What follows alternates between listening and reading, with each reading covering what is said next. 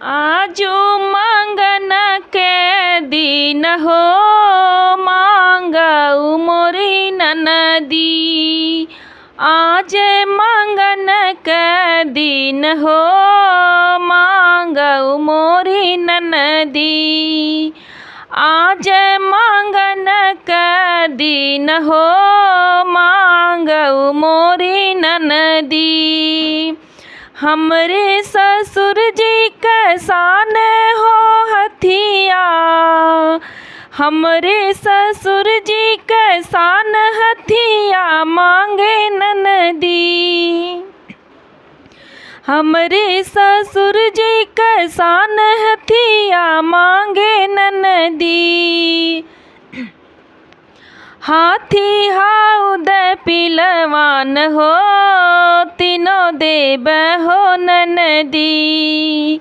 हाथी हाउद पिलवान हो, तीनों देव हो ननदी। आज मंगन का दिन हो, दिल खोला हो ननदी। आज मंगन का दिन हो, मुँह खोलाए ननदी। हमरे जेठ जी के सान हो घोड़वा, हमरे जेठ जी के सान हो घोड़वा। हमरे जेठ जी के सान घोड़वा मांगे ननदी। काठी घोड़ा लगाम हो, तीनों देव हो ननदी। काठी घोड़ा लगाम हो, तीनों देव हो ननदी।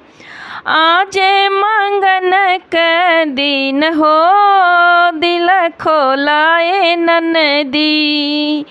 आज मंगन के दिन हो, मुँह खोलाए ननदी।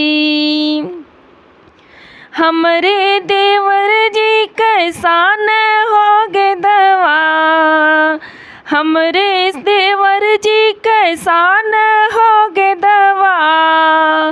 हमरे देवर जी के सान गिदवा मांगे ननदी। बाल बैठ मैदान हो, तीनों देव ननदी। बाल बैठ मैदान हो, तीनों देव हो ननदी।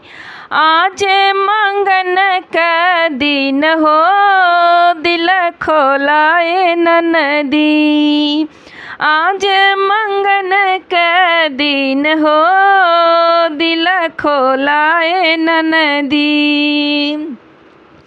हमरे बलम जी के सान हो से जिया, हमरे बलम जी के सान हो से जिया। हमरे बलम जी के सान से जिया मांगे ननदी। हमरे बलम जी का सान से जिया मांगे ननदी। गद्दा गलैचा ननदोई हो, तीनों देव ननदी। गद्दा गलैचा ननदोई हो, तीनों देव ननदी। गद्दा गलैचा ननदोई हो, तीनों देव ननदी।